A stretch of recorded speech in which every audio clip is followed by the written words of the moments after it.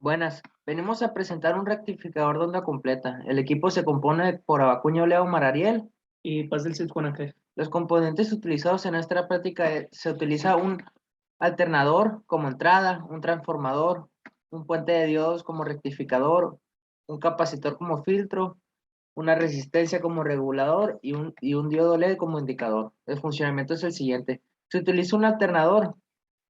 Este posee Este posee una amplitud de 169.7 voltios y una frecuencia de 60 hercios. Los 60 hercios de la frecuencia pues es lo que normalmente se utiliza en una casa, pero la amplitud tiene una justificación que queremos. El voltaje requerido son 120 voltios y para obtener los 120 voltios se utiliza la siguiente fórmula, que es voltaje máximo es igual a voltaje RMS por raíz de 2, que eso nos arroja 120. Esa es la razón de por qué pusimos 169.7 voltios en el alternador. Y seguidamente la señal viaja a través del transformador.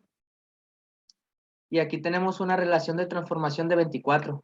Obtuvimos ese 24 porque la relación de transformación es igual a bobinado primario entre bobinado secundario, que a la vez es igual a voltaje primario, que es 120, entre voltaje secundario, que el voltaje secundario que decíamos es 5 voltios. Y por eso nos arroja una relación de transformación de 24, perdón. Y aquí se las voy a mostrar. Corremos el programa y aquí tenemos la onda del voltaje del alternador, que es cada cuadrito consta de 20 y hay 6 cuadritos de valor pico. Y cada cuadrito cuenta 20, entonces 120 voltios. Y seguidamente, después del transformador, obtenemos 5 voltios. Y la amplitud, o sea, cada cuadrito que se cuenta de valor pico es 5 y cada cuadrito equivale a 1.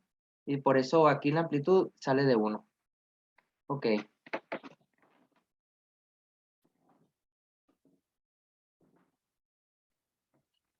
Ok, yo le explicaré qué pasa después del rectificador.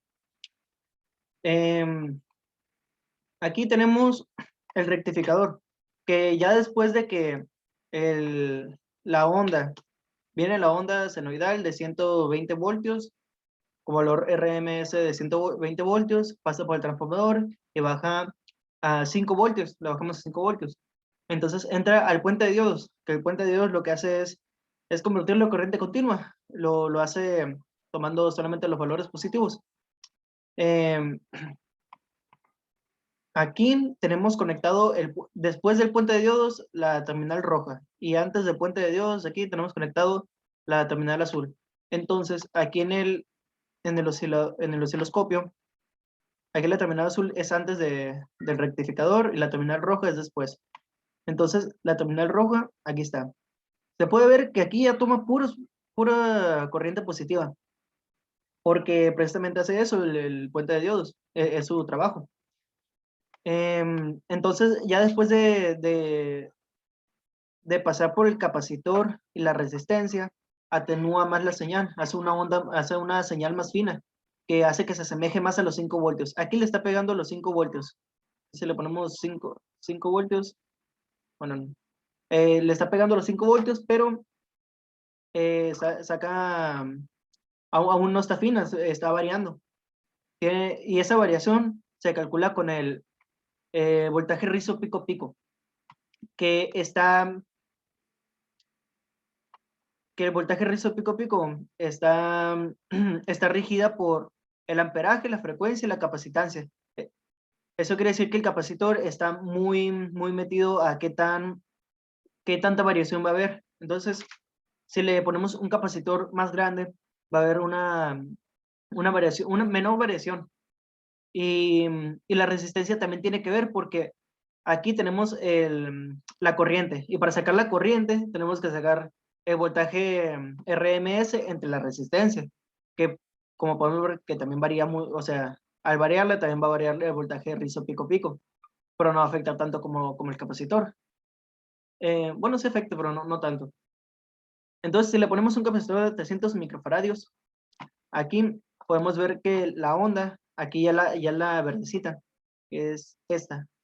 Bueno, vamos a borrar esta, el azul, que era la que venía después del transformador. Ahí está la moradita, la rojita, y viene con la verdecita que viene por acá. Ya sale una onda más fina. No es una línea más fina, como podemos ver. Sale, aquí lo tengo emparejado a 5 voltios, que esto pues es lo que varía aquí en 5 voltios. Como podemos ver, tenemos un valor de rizo pico a pico que varía un poquito. Ese con 300 voltios, aquí, digo, con 300 microfaradios, aquí hemos sacado que era una variación de 4.4 milivoltios. O sea que aquí está variando 4.4 milivoltios. Y si queremos que varíe menos todavía, que sea una onda todavía más fina, que en vez de que esté variando de 4.7, 4.5, 4.8, que sea casi los 5, pues lo podemos poner un capacitor más grande.